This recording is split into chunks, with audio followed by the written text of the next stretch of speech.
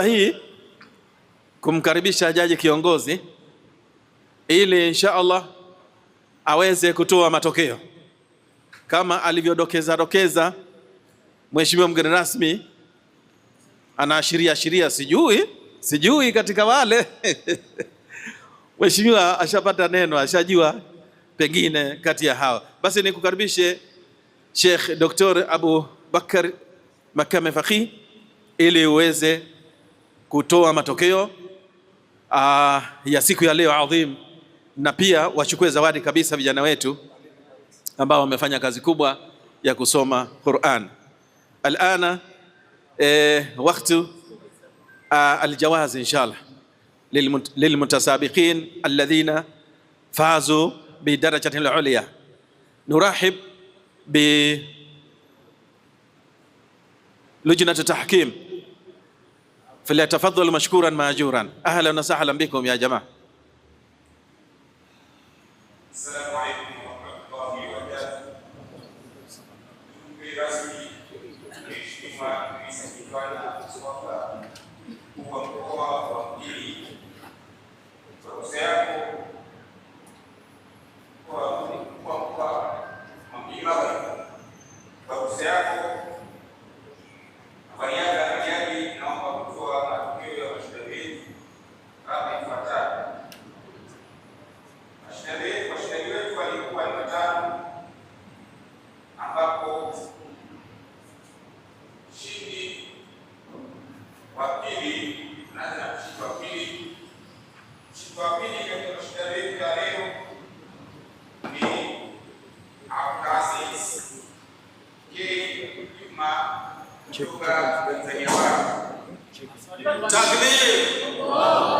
Takbir.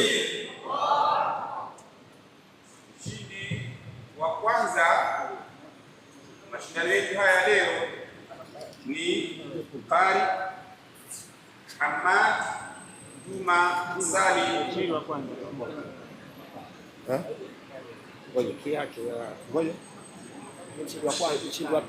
Mshindi wa pili. Mshindi wa kwanza anazawadiwa dola 1000. Takbir. Allahu akbar. Takbir. Allahu akbar. Mshindi wa kwanza ni Qari Hamad Juma Salim kutoka Pemba ambaye amepata alama 99.8.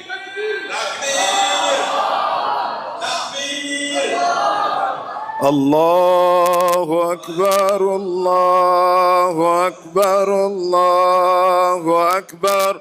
La ilaha illa Allah, Allahu akbar, Allahu akbar walillahi takbir.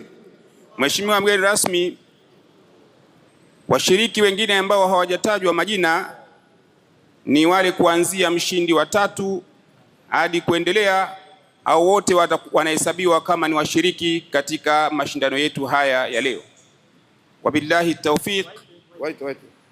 Nao ni mshindi wa 3 alikuwa ni Muhammad Said Mwinyi kutoka Unguja. Takbir. Mashaallah, mashaallah. Muhammad Said Mwinyi kutoka Unguja. Mshiriki mwingine alikuwa ni Salim Muhammad Salim ambaye amepata nafasi ya 4 sawa na mshiriki Abdurrahman de Fiz kutoka Afrika Kusini, naye amepata mshiriki wa 4, manake alama zao zinalingana. Takbir. Allahu akbar. Wabillahi tawfiq, wassalamu alaikum wa rahmatullahi wa barakatuh. Wa alaikum salam wa rahmatullahi wa barakatuh. Na mshiriki wetu Sheikh kutoka Afrika Kusini anachukua namba 4. Mashaallah, asante. Jazakallahu khairan jazaa. Mheshimiwa rasmi, pia kuna